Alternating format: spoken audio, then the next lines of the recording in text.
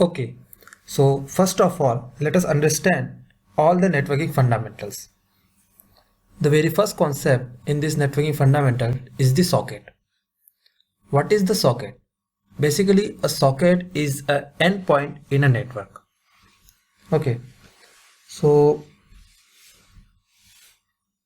you can say that sockets are the foundation of modern networking. And why? Because say if you have a multiple clients, okay, and if you want to connect them on a single computer, then this is possible only through the socket. Okay, because you can connect multiple clients through the socket and can even pass the multiple different types of information through a socket. Okay, next is, what is a port? Port is a numbered socket in a machine.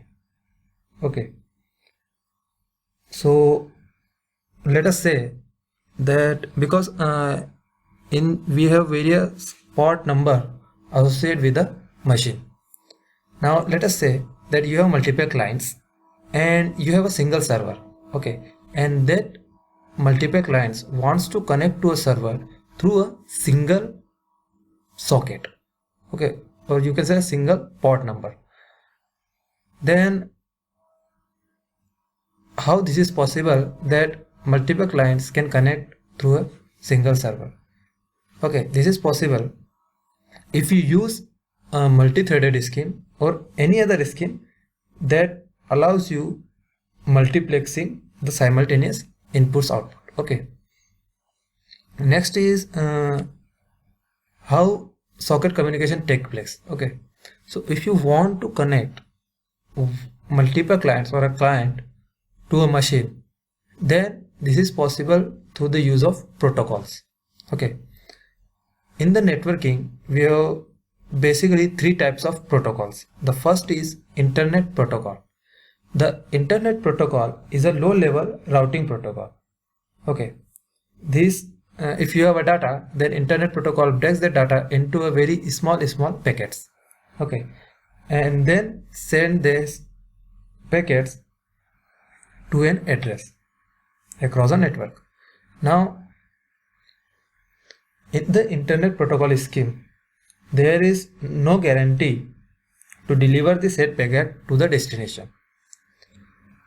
So for a reliable communication, the next scheme is the TCP/IP protocols. This provides us a very reliable transmission of data. TCP/IP means Transmission Control Protocol or Internet Protocol.